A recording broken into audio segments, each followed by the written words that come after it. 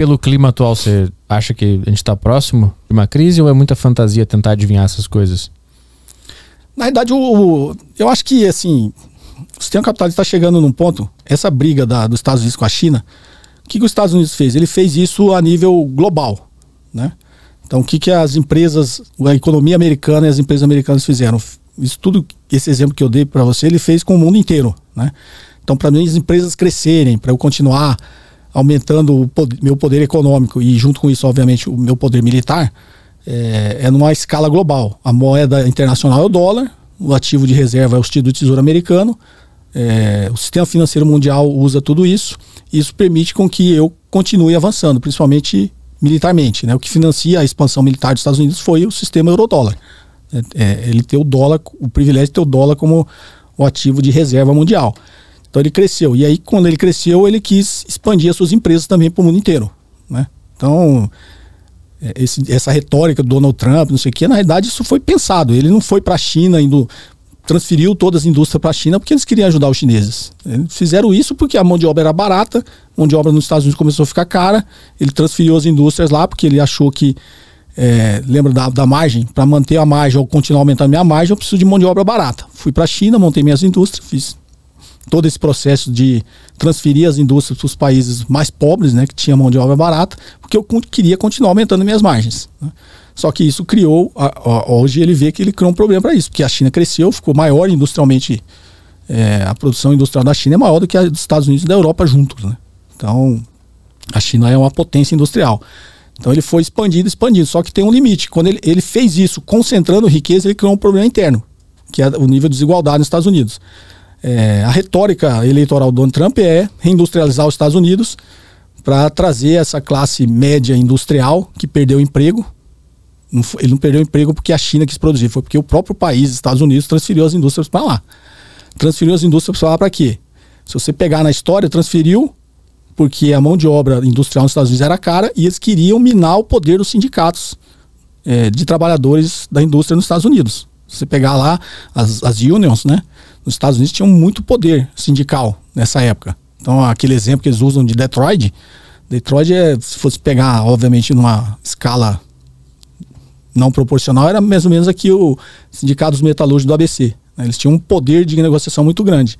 Então, eles faziam com que os salários dos trabalhadores industriais americanos ficassem sempre competitivos sob o ponto de vista do trabalhador. Aí, o que os industriais americanos falaram? Opa, esses caras têm poder demais, a mão de obra está ficando cara, vamos transferir as indústrias para um país que tem mão de obra barata. Foi quando eles foram lá para a China. Então, o país, quando se olha como nação, fez isso para prejudicar os seus próprios trabalhadores.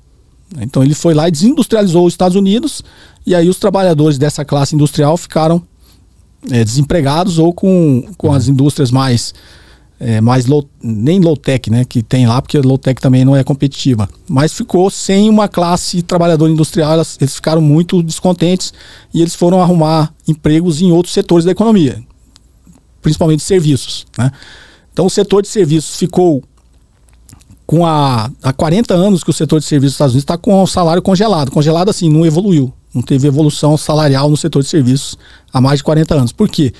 Porque a riqueza que a economia americana gerou, porque eles ainda estão na fronteira tecnológica, né? Então, a gente está dando o exemplo do iPhone, mas todo o lucro do iPhone vai para os Estados Unidos.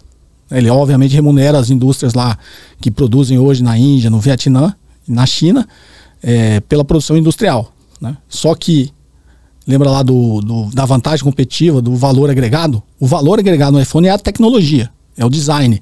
Então a tecnologia e o design é a grande margem de lucro disso aí, que vai para os Estados Unidos, tá? Só que essa grande concentração de riqueza dessas grandes empresas dos bilionários americanos não é distribuída. E o setor de serviço não evolui o salário, porque eu costumo brincar, o Elon Musk, o Jeff Bezos, esses caras, eles só almoçam uma vez por dia. Então, o cara, não adianta ele ser trilionário, mas ele consome só um almoço por dia, né? Então, ele não gera, essa riqueza não é consumida dentro dos Estados Unidos. Ele não consegue distribuir essa riqueza. Eu dei o exemplo, 3 pessoas têm a mesma riqueza de 160 milhões de pessoas. Será que se ele distribuísse melhor essa riqueza, são 160 milhões de pessoas que vão ter uma condição melhor de vida, que vai ter mais lazer, que vai mais a restaurantes, que vai consumir um pouquinho mais. Quando você fala distribuir, seria aumentar o salário, dar uma comissão, um bônus para os trabalhadores das empresas deles? Ou seria mandar para o Estado distribui essa riqueza? Também tem as duas formas. Você remunerar melhor a sua classe trabalhadora, distribuir isso melhor, ter salários melhores, ou pagar mais imposto. O imposto ser progressivo. Porque aí o Estado faz esse papel que eu falei lá para você. Ele vai e distribui melhor a riqueza para os setores teoricamente mais improdutivos. Às vezes improdutivo pode soar pejorativo, né? Mas setores que não necessariamente precisam dar retorno, né? Como saúde, educação. Por que o americano tem muito esse negócio de ter que trabalhar e ter que ganhar muito dinheiro? Porque eles não têm essa rede esses programas sociais, essa rede de proteção, né? A grande maioria da população. Você ficar doente nos Estados Unidos, você tá lascado, né? Lá tudo é pago. Tem vários vídeos na internet, acho que no ano passado ficou famoso, né? Os caras falaram, putz, tive um mal-estar ali, deixou $10 mil, né? Chamou a ambulância, já pagou 15 mil. Pagou a ambulância, pagou o cara que foi. Vai fazer um exame de sangue, tem que pagar. Então, os Estados Unidos tem muito isso, né? Então, quando eu falo distribuir melhor, é obviamente o Estado fazendo esse papel, que é o papel do Estado, né? De tentar equilibrar essas coisas dentro da sociedade, dar acesso a serviços públicos para pessoas que não têm condições de ter acesso. Mas quando eu falo distribuir melhor a riqueza, por que o salário no setor de serviços está atrasado? Justamente porque essa classe dominante é muito pequena, são muito poucas pessoas, e por mais que eles consumam, eles não conseguem gerar o movimento necessário na economia para que o salário das pessoas de bens e serviços suba, entendeu? Então, um exemplo simples assim, talvez até tosco, é isso que eu dei, né? O cara só almoça uma vez por dia. Se distribuir melhor a riqueza, são, sei lá, 160 milhões de pessoas comendo talvez uma refeição a mais no mês.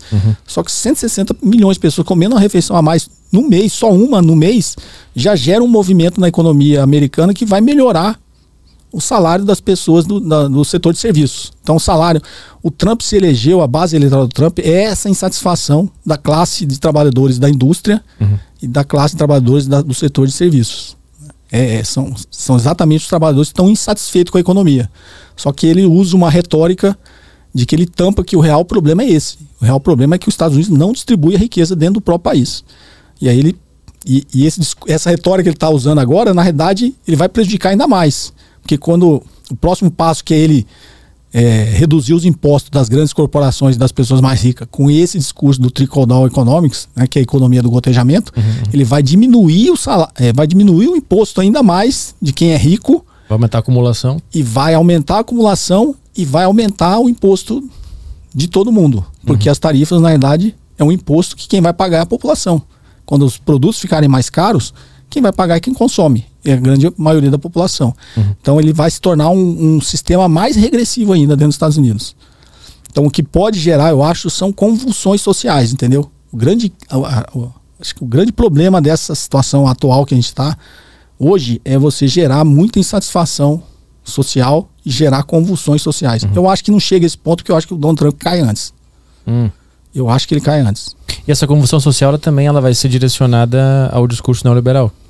Quando o cidadão se sentir insatisfeito, a maior propaganda que vai surgir vai ser essa do neoliberalismo, que é a culpa do Estado grande, da intervenção. Eles não vão mostrar que o poder está com os trabalhadores. Eles nunca vão deixar isso escapar. O discurso nunca vai ser esse, né? A retórica sempre vai ser o inverso. Sempre vão pregar o inverso. Mas o Estado americano é grande. Todo mundo acha que ele tem um Estado pequeno. O Estado americano é gigantesco. Né? Proporcionalmente, acho que é umas 3 vezes maior que o Estado brasileiro. Proporcionalmente à economia. É um Estado gigantesco, só que é um Estado gigantesco que utiliza o seu poder econômico, principalmente, para privilegiar sempre o menor número de pessoas. Não para privilegiar a maior parte da população americana. E o que eles estão fazendo agora é voltar as indústrias para dentro dos Estados Unidos, que eles tiraram agora da China? Eles tiraram? Na verdade não tem como, né? Isso é uma retórica, é impossível ele fazer isso.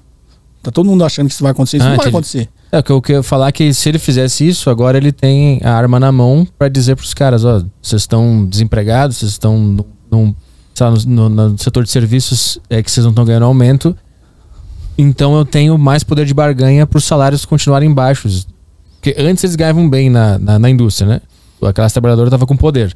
Aí tirou deles a indústria, mandou para outros países e agora volta, só que com muito mais poder sobre os trabalhadores, né? Então você tem mais poder de barganha. Se isso fosse possível, né? Não, eu acho praticamente impossível. Isso para mim é só retórica. Imagina, como é que ele vai reindustrializar os Estados Unidos? Como é que ele vai, digamos, produzir pegando uma coisa básica, tênis. Como é que ele vai produzir um tênis nos Estados Unidos?